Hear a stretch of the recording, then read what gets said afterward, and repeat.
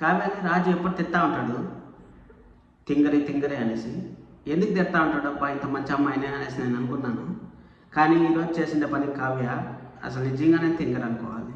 అసలు mind use చేయట్లేదు అనిపించింది కావ్య. అసలు స్వప్న అంత నోరు తెచ్చుకొని అరుస్తూ ఉంటే పాపము గలాట్ చేస్తూ ఉంటే వాళ్ళ అత్తతో, ఈ కావ్య ఏం చేసిందంటే పేపర్స్ నేను సంతకం పెడతాను, నేను చూసుకుంటాను అని చెప్పడం అసలు నాకైతే అస్సలు నచ్చలేదు ఈరోజు కావ్య. అసలు ఎప్పుడు కానీ నేను కావ్యాన్ని అసలు ఒక మాట కూడా అనలేదు. మనం ముందు రివ్యూలో చూసుకుంటే కావ్యాన్ని ఎందుకు ఆ విధంగా అంటా ఉన్నాను అనేసి ఇండిప్ రివ్యూలో చూడండి. చాలా ఇంట్రెస్ట్గా ఉంటుంది. చాలా పాయింట్స్ మనం మాట్లాడుకుందాం. అలాగే సబ్స్క్రైబ్ చేసుకొని బెల్ ఐకాన్ ఆన్ చేసి పెట్టుకోండి. లైక్ చేసి వీడియో చూడండి. చాలా ఇంట్రెస్ట్గా ఉంటుంది, నమ్మండి. హాయ్, అందరికీ నమస్కారం. ఇప్పుడు మనం మాట్లాడుతున్నాం బ్రహ్మముడి సీరియల్ రివ్యూ. బ్రహ్మముడి అనేది కావ్యకు అర్థం కాలేదు అనమాట పాపము. కావ్య ఫస్ట్ టైం నేను కావ్య గురించి నెగిటివ్గా చెప్తాను. నెగిటివ్గా అంటే ఆ అమ్మాయి చేసే పనులు అసలు ఇంట్లో రాజుకి ఎంత తలనొప్పిగా మారుతా ఉన్నాయంటే అంత తలనొప్పిగా మారుతున్నాయి. అసలు అందరూ అంత స్టాండ్ తీసుకొని, బామ్మగారు అంత స్టాండ్ తీసుకున్నారు, స్వప్న పాపము అంత నోరు తీసుకొని వస్తూ ఉంది. అయినా కానీ మన కావ్య ఏం పట్టించుకోకుండా పేపర్ పైన సంతకం పెట్టేయడం ఏంటి? అసలు నువ్వు సాధించిన తర్వాత పెట్టాలి ఆ సంతకం. ఇప్పుడు ఆల్రెడీ ఒక మాయాన్ని తెస్తా అనేసి ఇప్పుడు మాయ కోసము నువ్వు పోయినావు, దొంగ మాయాన్ని పట్టుకొని వచ్చినావు. దొంగ మాయాన్ని పట్టుకురావడం వల్ల ఇప్పుడు ఎంత ఇబ్బంది అవుతుంది. రాజుకు మనశ్శాంతి లేదు, వాళ్ళ నాన్నకు మనశ్శాంతి లేదు, స్వప్నకు మనశ్శాంతి లేదు, అసలు ఇంట్లో ఊరికి మనశ్శాంతి లేదు. ఈరోజు అయితే మన అనామిక కూడా చెప్పేసింది, ప్రతిరోజు ఇది ఒక పద్ధతి అయిపోతూ ఉంది. అందరూ వచ్చేది ఒక స్టాండింగ్ లాగా నిలబడేది, ఏదో ఒక మధ్యస్థం జరిగేది, రోజు ఇది జరిగిపోతా ఉంది అనేసి.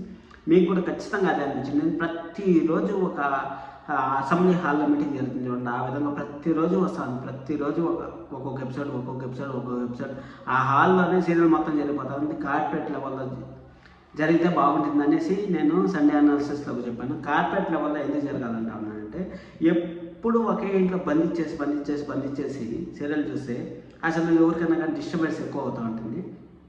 అందుకోసం మీకు కూడా అదే విధంగా అనిపించింటే ఖచ్చితంగా కామెంట్ చేయండి. కార్పొరేట్ లెవెల్ కావాలి.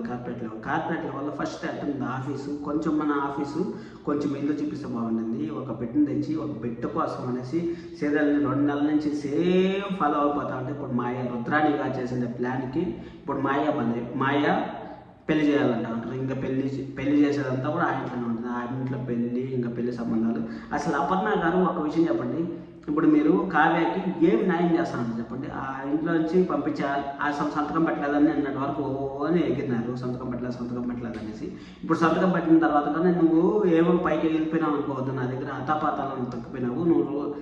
నువ్వు దుగ్గరాల వంశాలు ఫ్యామిలీ అవ్వాలనుకుంటావు, కోడలు అవ్వాలనుకుంటావు, ఈ ఆస్తి పార్సరాలు అవ్వాలనుకుంటావు. అంతేగాని నీ భర్త ఆడినావు అని అనేసి నువ్వు ఏ రోజైనా ఆలోచించినావా అనేసి అనడం అస్సలు అది జరగాల్సిందండి. కావ్యకి అయితే ఖచ్చితంగా జరగాల్సింది. ఎందుకు చెప్తాను ఈయనండి.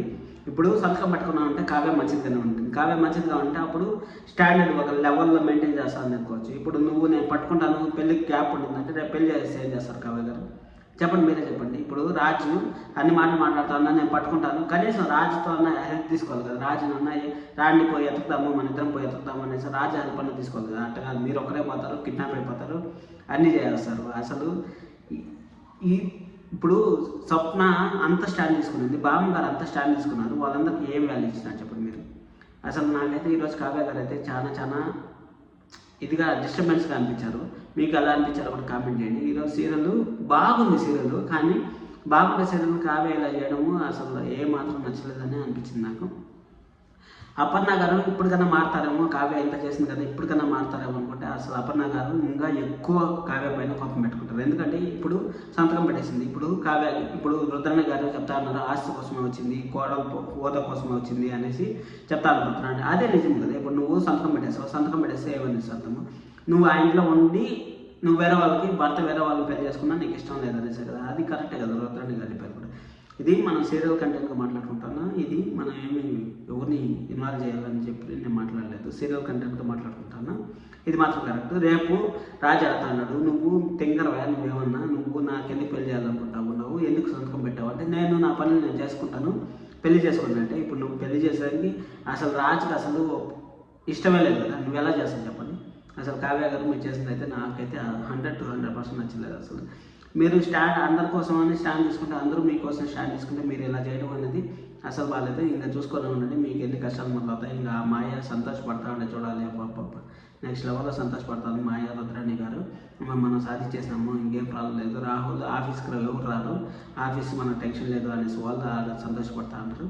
చూద్దాం ఏం జరుగుతుందో చూస్తాం. మన ఛానల్ని వెంటనే సబ్స్క్రైబ్ చేసుకోండి, బెల్ ఐకాన్ ఆన్ చేసి పెట్టుకోండి. ఇలా జెన్యూన్ కంటెంట్ జెన్యూన్ చెప్తాను, మళ్ళీ చెప్తాను అంటే అర్థం చేసుకోండి. ఇలా జెన్యూన్ కంటెంట్ కావాలనుకుంటే వెంటనే సబ్స్క్రైబ్ చేసుకొని బెల్ ఐకాన్ ఆన్ చేసి పెట్టుకోండి. అలాగే లైక్ చేయండి. ఇంతసేపు మీరు వీడియో చూసారు, నచ్చిందని అనుకుంటాను. Thank you so much. This is Kiran.